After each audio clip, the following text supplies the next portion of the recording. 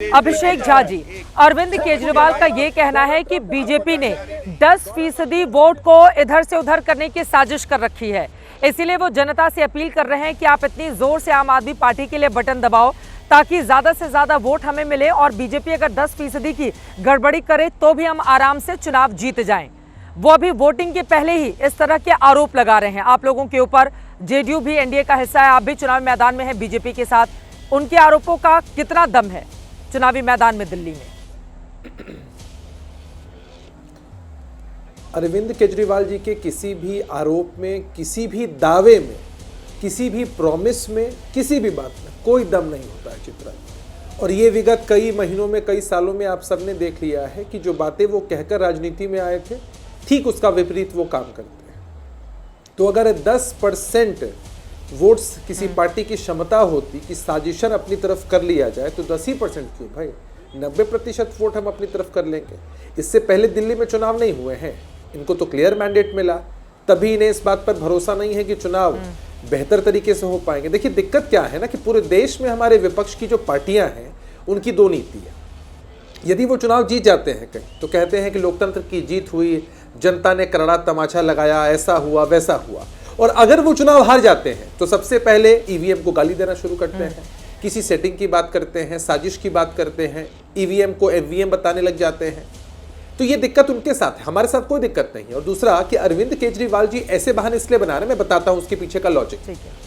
कोई विद्यार्थी जो पहले परीक्षा के पहले तैयारी ठीक से नहीं करता है और उसको मालूम है कि उसने मेहनत नहीं की है, परीक्षा में उसके अंक अच्छे नहीं आएंगे, तो परीक्षा होने से पहले ही वो एक्सक्यूजेस बनाना शुरू कर देता है कि भाई मुझे टीचर ने अच्छे से नहीं पढ़ाया, मेरे घर बिजली नहीं थी, मेरे घर मेहमान आ गए थे। तो यही परिस्थिति अरविंद केजरीवाल जी की है कि सामने उनको मालूम है कि हार है और उस हार के लिए एक्सक्यूजेस क्या होने चाहिए वो बेहतर तरीके से वो चुनकर आप सबों के माध्यम से जनता के बीच प्रस्तुत कर रहे हैं। केजरीवाल साहब ने पहले ही अपनी पूरी पार्टी के हार स्वीकार कर ली है, रही सही कसर कांग्रेस पार्टी पूरा कर रही है, नुक्ताचीनी एकदम चरम पर है और एंटरटेनमेंट चरम पर है इनकी तरफ से। ठीक है मनोज काका जी, अब सीधे आपके पास आते हुए, अरविंद केजरीवाल के ऊपर तो बीजेपी ये भी आरोप लगा रही है कि नई दिल्ली सीट से वो चुनाव हार रहे हैं, इसलिए बौखलाहट में तमाम तरह के बयान, चाहे गुंडा कहने वाला हो, चाहे दूसरे शब्दों का इस्तेमाल हो, इस तरह के बयान उनकी ओर से दिए जा रहे हैं। और 5 फरवरी को आपदा, जो बार बार प्रधानमंत्री की ओर से लगातार आम आदमी पार्टी के संदर्भ में कहा जाता है कि आपदा जा रही है और बीजेपी आ रही है। चित्रा, जो प्रधानमंत्री जी कह रहे हैं कि आपदा जा रही है, बीजेपी आ रही है, प्रधानमंत्री जी का सवाल है और आप संगम की धरती प्रयागराज से हैं, वहां से कम समता रखिएगा।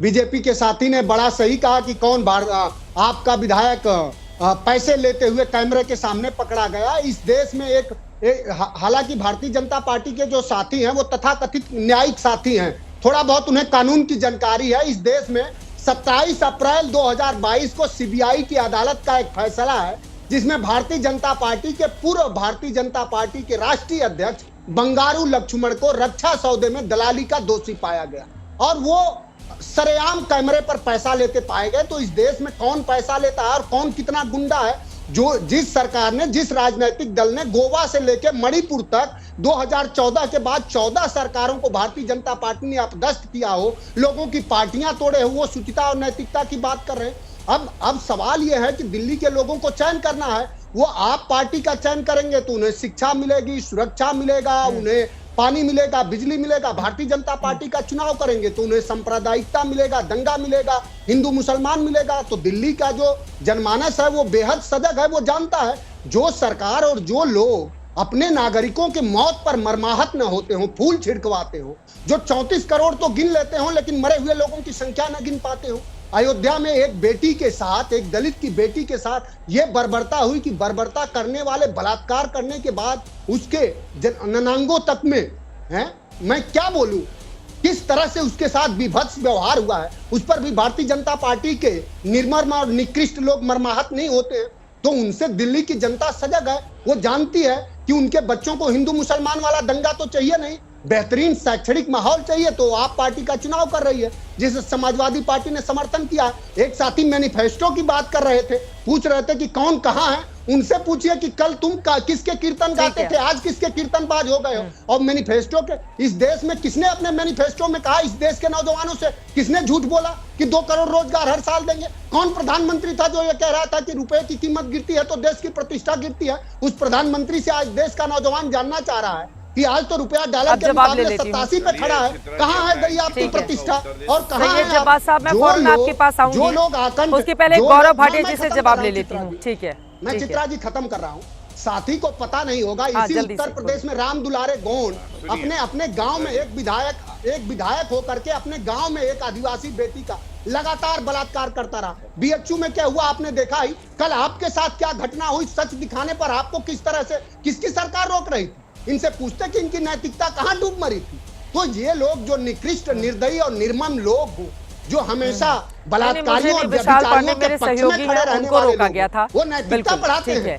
हमारे एबीपी न्यूज के संवाददाता को रोका गया था, लेकिन मैं जवाब ले लेती हूँ आप गौरव भाटिया जी से। ठीक है, आपने कई गंभीर आरोप लगाए हैं, उस पर जवाब गौरव भाटिया जी आप दे दीजिए। जवाब साहब देरी हो गई है, मुझे पता है, मैं फौरन आपके पास आ रही हूँ। एक सवाल इस पूछ लीजिए कि योगी आदित्यनाथ की सरकार जो 34 करोड़ गिनी, उस प्रयाग में 1500 लोग गायब हैं, मृतकों की और घायलों की संख्या कब जारी करेगी? उन पर मरमाहत कब होगी?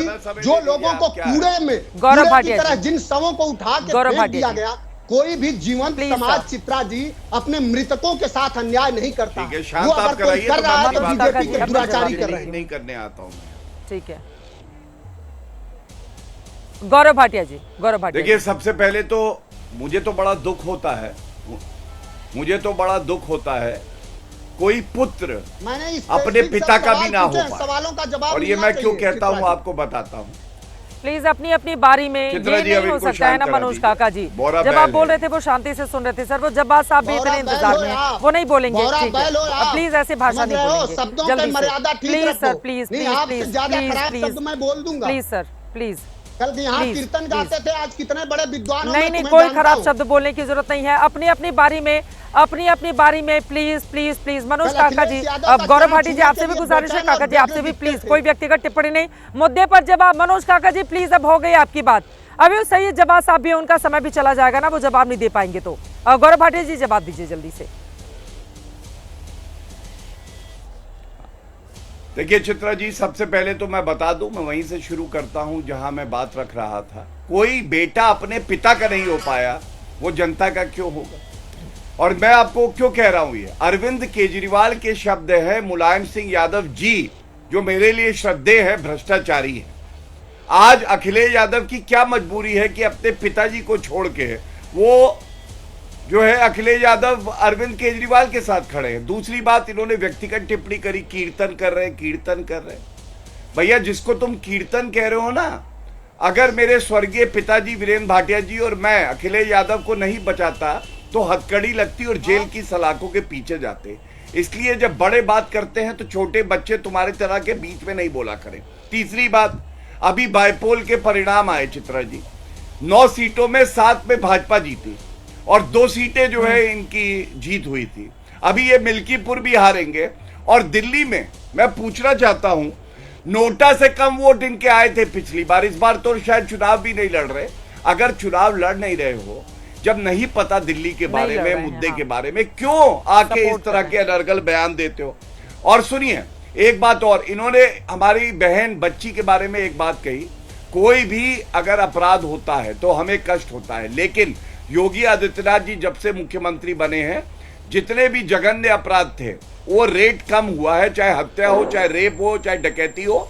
और मोहित खान वाली पार्टी और नवाब सिंह यादव वाली पार्टी, जो जिनके मुखिया कहते थे लड़के हैं, लड़कों से गलती हो जाती है रेप में, आज यहाँ पे आके ये लोग महिला सशक्तिकरण की बात कर सकते हैं। इनके मुंह पे कालक पोती है तो जनता ने तभी बार बार ये चुनाव हारे हैं। और अंत करूंगा एक बात कह के, देखिए चित्रा जी, हमें समझना होगा, भारतीय जनता पार्टी ये चुनाव जीत रही है, नरेंद्र मोदी जी की विश्वसनीयता है, जनता ने मन बना लिया है। अब अरविंद केजरीवाल जैसे एक चूजा होता है जिसका सर काट दिया जाता है, इधर उधर दौड़ता है, अरविंद केजरीवाल की राजनीति और उनके भ्रष्टाचार का अंत होने जा रहा है। उनको खुद नहीं पता वो क्या बात बोले, कहां जाए, क्या करे। बस सही जवाब साहब, अब आपके पास आते हुए मुझे लगता है कि थोड़ा सा अब चूजा, और अब मैं क्या बोलूं इस पर।